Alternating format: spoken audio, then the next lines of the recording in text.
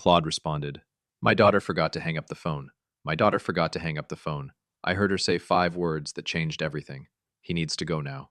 I didn't say a word back. 3 months later, she and her husband came home from a cruise, smiling right up until their key wouldn't turn in the lock. Taped to the door was an envelope with her name on it. When she opened it, she screamed loud enough that 2 neighbors came out onto their porches. My name is Walter Briggs.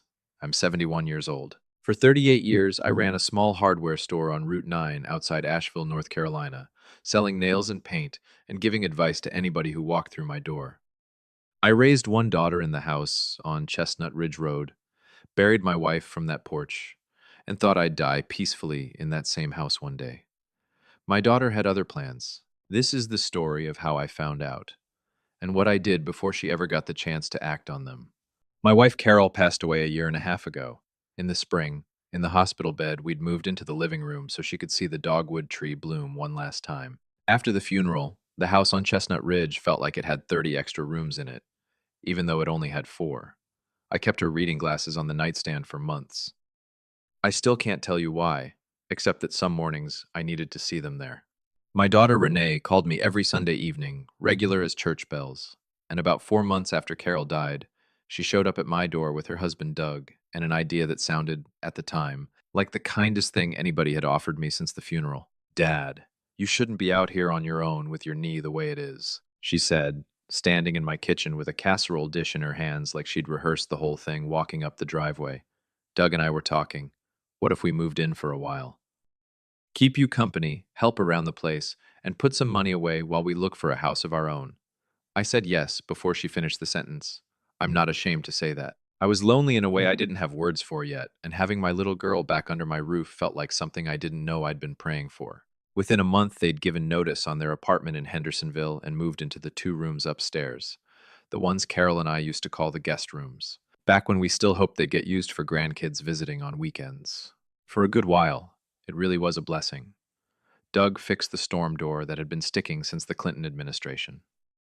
Renee started cooking Sunday dinners the way her mother used to, and for the first time since the funeral, the house smelled like something other than dust and old coffee.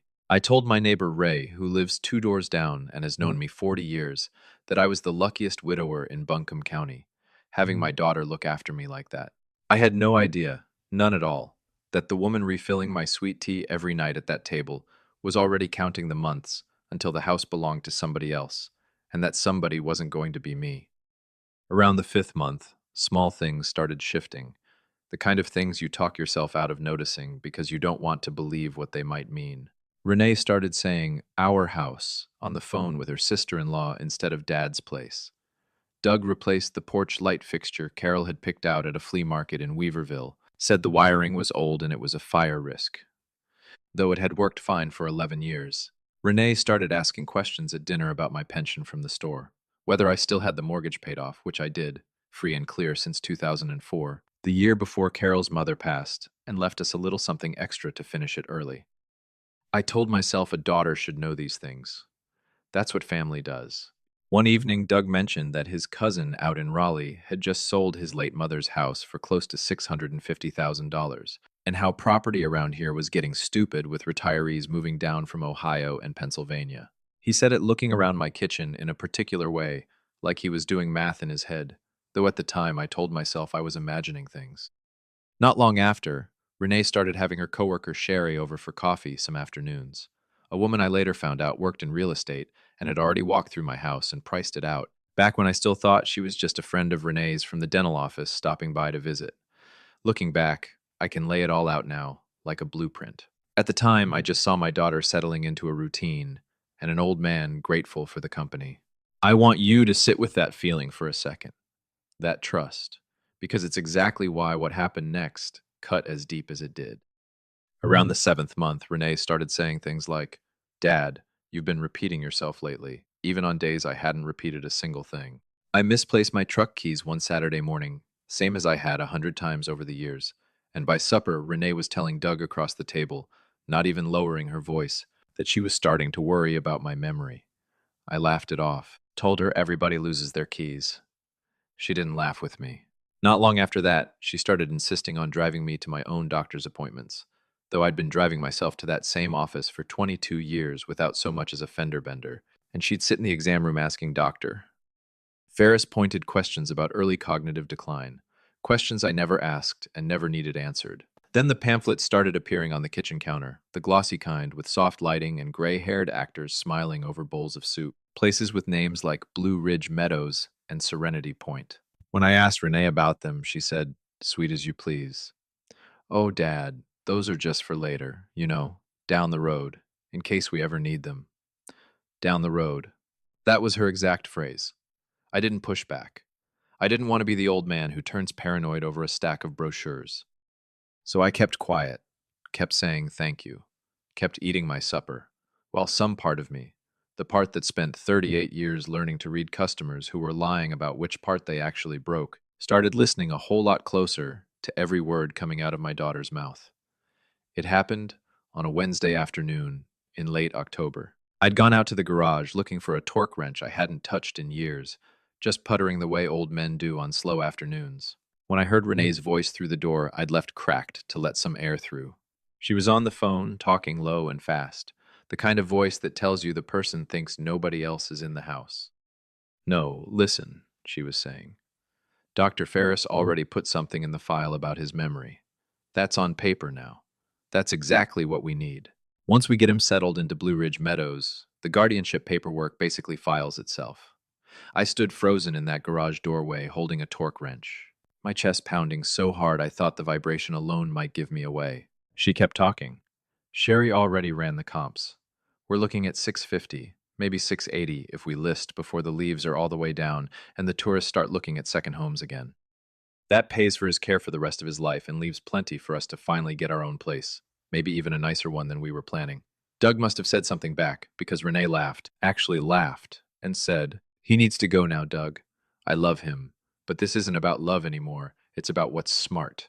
He needs to go now." 5 words. I stood there for what felt like an hour, but was probably 90 seconds, and I did not make a sound. I set that torque wrench down as quiet as I'd picked it up, walked back through the side yard, and sat on the porch steps in the cold October sun, like nothing in my whole life had just come apart, even though everything had. I'll be honest with you. My first instinct standing in that garage was to walk straight into that kitchen and ask my own daughter, what kind of person says somebody needs to go, about her own father? Like I was a water heater that finally quit for good. But I didn't. 38 years of running a hardware store teaches you something more useful than how to price a box of drywall screws. It teaches you how to keep your face still when somebody's lying to you, so you have time to figure out exactly what they're planning before you say one single word. So that night at supper, I ate Renee's pot roast and asked Doug how the job site out in Fletcher was coming along, same as any other Wednesday. I didn't say a word about the phone call. I didn't mention Blue Ridge Meadows or the number 650 or the fact that my own daughter had just talked about getting rid of me the way you talk about getting rid of a water-damaged couch nobody wants in the living room anymore. That night, I lay awake until nearly 4 in the morning, running back over every gentle little comment about those brochures, every doctor's visit Renee had suddenly started attending, every question about my pension and my mortgage and whether the house was clear. It all lined up now, every last piece of it, like something I'd been too trusting to see the shape of. Somewhere in that dark, lying in the bed Carol and I had shared for 39 years, in the house I'd owned since before Renee could walk, I made up my mind. I wasn't going to yell. I wasn't going to accuse anybody of a single thing out loud. I was simply going to find out exactly where I stood, legally and otherwise, before either one of them got the chance to make a move against me. That following Monday, I told Renee I had a follow-up appointment across town, and I drove myself there in my own truck, the same 2009 Chevy Silverado I'd had since it was new. Instead of the doctor's office, I drove to see a lawyer named Patricia Alvarez, whose office sat above a bakery on Marymount Avenue, recommended to me years back by a fella who used to buy his roofing nails from my store. I sat across her desk and told her everything. The phone call, the brochures, the questions about my finances, all of it laid out plain as I could manage. She listened without a single interruption, writing notes on a legal pad. And when I finished, she pulled up the county property records, right there on her computer screen. "Mr. Briggs," she said, "I need you to understand this clearly. The deed to this house has only one name on it, and it's yours. Nobody else is listed." Unless you've signed a power of attorney or some other document giving someone legal authority, no one can sell this house, place you in a facility, or touch a dollar of your money without your say-so. Then she asked me something that made my stomach drop clean through the floor. Has your daughter asked you to sign anything recently? Anything you were told was insurance paperwork or a medical form or something along those lines? And I remembered it right away. A stack of papers Renee had left on the kitchen table about 2 weeks before, telling me they were updated homeowners insurance forms that needed my signature for the file. I hadn't signed them, kept meaning to, kept putting it off because I never sign anything without my glasses and a clear head. And my glasses had been missing that whole week, which now, looking back, felt like less of an accident than I'd assumed at the time. Patricia asked me to bring those papers to her right away, and when I did, 2 days later, she confirmed exactly what we'd both already suspected sitting in that office. They weren't insurance forms at all. They were a durable power of attorney, one that would have handed Renee full control over my finances, my medical decisions, and my home. I never signed it, and I never will, but finding out changed something in me for good. I wasn't just a lonely old man being talked over at his own dinner table anymore. I was a man whose own daughter had tried to trick him into signing away his own life on a Tuesday afternoon, dressed up to look boring enough that nobody would read past the first paragraph. Patricia helped me understand exactly what I could do, and she recommended a realtor she trusted without hesitation, a steady, no nonsense woman named Dana Whitfield, who worked out of a small office in Biltmore Village and had a reputation for moving property fast and quiet for clients who needed exactly that kind of discretion. I met Dana at a diner off Tunnel Road, paid cash for both our coffees, and told her plainly that I wanted to sell my house without my daughter or her husband knowing a single thing about it until the ink was already dry. Dana didn't ask me why. She just nodded, like she'd heard some version of this story more than once in her career, and told me a house like mine, 3 bedrooms, a rebuilt kitchen, sitting on almost an acre with a creek running along the back property line, could bring in close to $650,000 if we moved without wasting time. I opened a new account at a credit union clear across town that neither Renee nor Doug had ever heard of, had my mail redirected to a post office box, and started meeting Dana every Tuesday afternoon, while the two of them believed I was at physical therapy for my hip.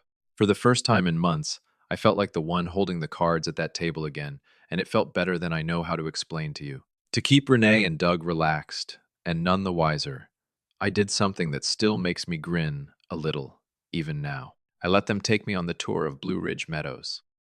I walked those hallways with the soft carpeting and the smell of vanilla air freshener, nodded along at the bingo schedule pinned to the corkboard by the dining hall, and told the tour coordinator the sunroom was lovely, all while knowing full well I had no intention on this earth of ever living there. Renee looked so pleased in the car afterward, telling Doug on speakerphone that Dad seemed genuinely open to the idea now that I nearly felt sorry for her.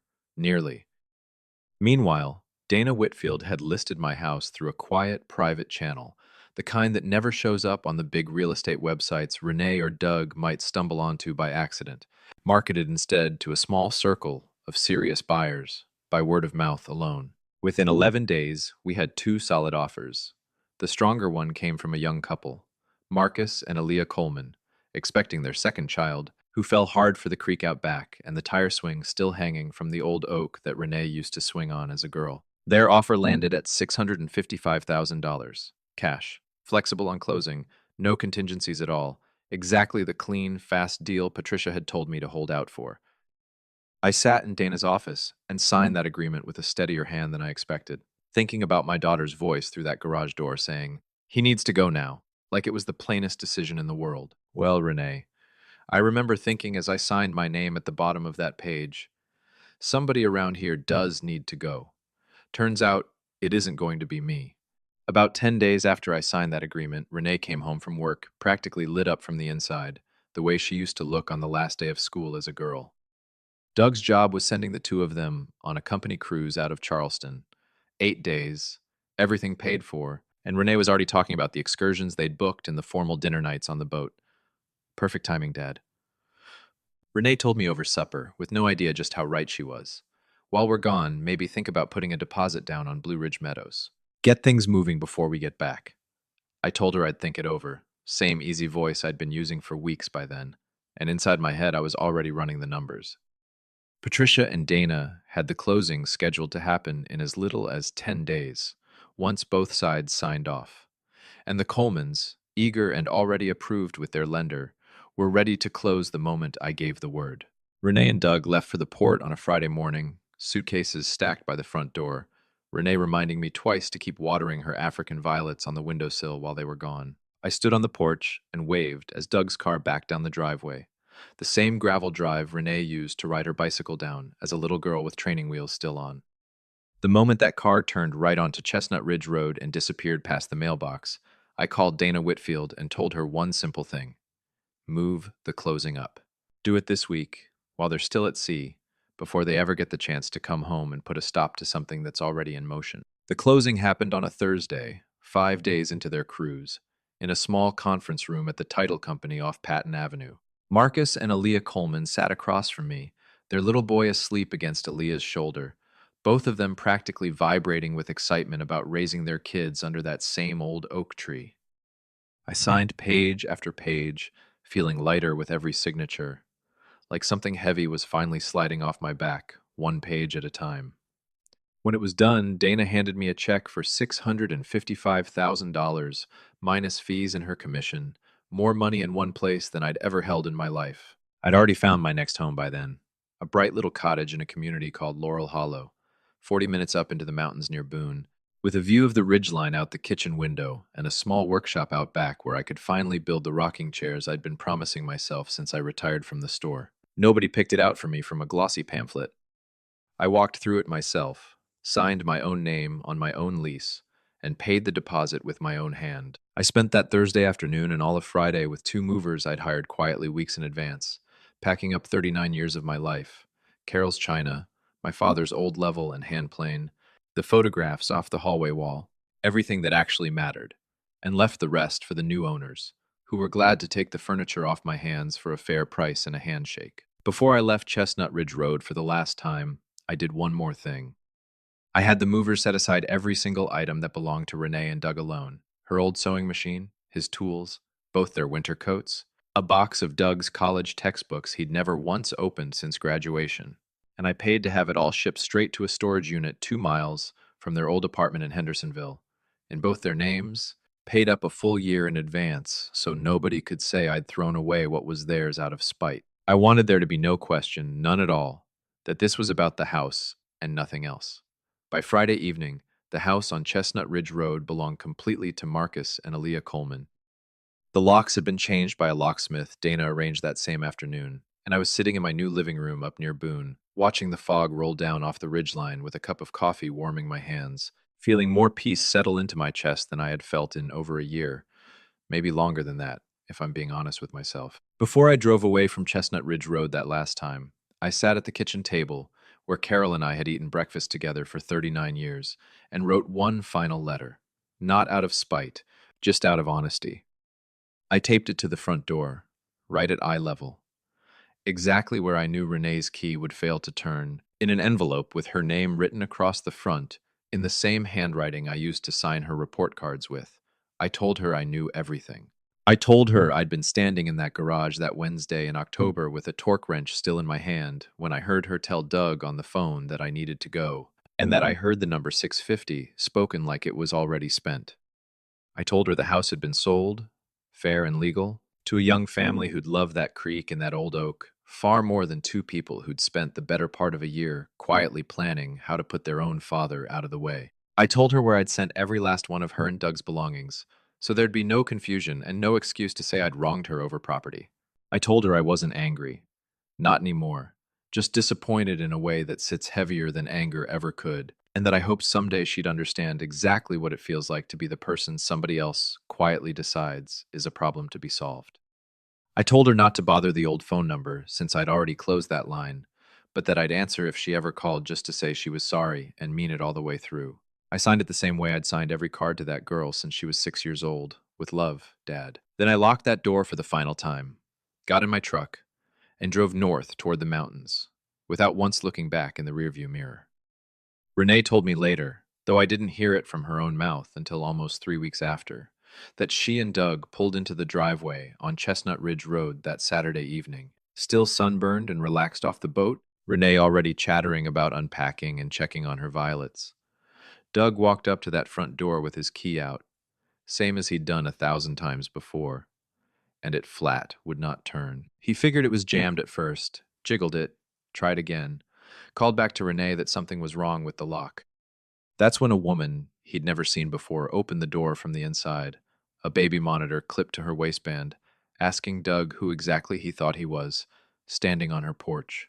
According to Ray, my old neighbor, who watched the whole thing from his own front steps across the street, Doug stood frozen on those steps for a long moment before he spotted the envelope taped beside the doorframe with Renee's name written across the front. Ray said Renee read it first, standing right there in the yard in the last of the evening light, and that her hands started shaking somewhere around the third paragraph.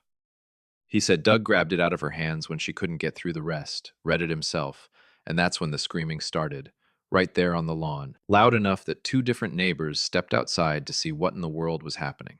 Ray told me Renee sank down onto the grass and just sat there. Doug stood over her, holding that letter, staring at a house that no longer had a single thing inside it that belonged to either one of them, in front of a young family he'd never laid eyes on a street he'd been so sure would belong to him free and clear inside of a year. My phone started ringing about 6 minutes later. I didn't answer, not that night, not for 3 days straight. Renee called me 26 times over those 3 days. I let every one of them go to voicemail, not out of meanness, but because I wanted her to sit for a while with exactly the feeling she'd been so ready to hand to me, without a second thought. On the fourth evening, sitting on my new porch up near Boone with the fog settling low over the ridge, I finally picked up. Her voice cracked the second I said hello. Dad, please. I didn't mean it the way it sounded. We can fix this. Just tell me where you are. I let her talk for a good while.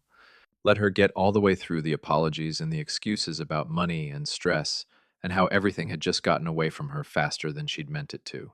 And when she finally ran out of words, I told her the truth, as plain as I could put it. I told her I'd heard every word of that phone call back in October, that I knew about the power of attorney dressed up as insurance paperwork, that I'd known exactly what Blue Ridge Meadows and $650,000 had meant to her and Doug for months before I ever let on, that I knew a single thing. I told her I wasn't going to raise my voice at her, because she was still my daughter and I still loved her. But that loving her didn't mean I owed her a house I'd spent 38 years paying off, especially not after she'd already decided on her own, without asking me a single thing, that I needed to go. I told her I was happy, genuinely happy, up in a place I'd chosen with my own two eyes, surrounded by mountain air and neighbors my own age who talked to me like a person and not like a problem waiting to be managed. Before I hung up, I told her the door wasn't shut forever. Not completely, but that it would only open back up once she was ready to look at me like her father again. And not like $650,000 standing between her and the life she'd already planned out without me in it. I set the phone down on the little table beside my coffee and looked out at that ridge one more time as the last of the light went gray behind it, feeling something settle in my chest that I hadn't felt in longer than I could rightly count. If you've made it this far with me, then you already know exactly what it feels like when a quiet man finally decides he's done being quiet. And you probably know somebody who needs to hear that it's not too late to do the same. Claude responded, being loved by family doesn't mean being owed by them, and the quiet ones aren't always the weak ones. Being loved by family doesn't mean being owed by them, and the quiet ones aren't always the weak ones. Sometimes the softest voice in the house is the one paying closest attention. If someone makes you feel like a burden to be managed, you still have the right to choose your own peace, your own porch, your own view of the mountains. Slow down, watch closely, and trust yourself. You still get to write your own ending. A small note for you.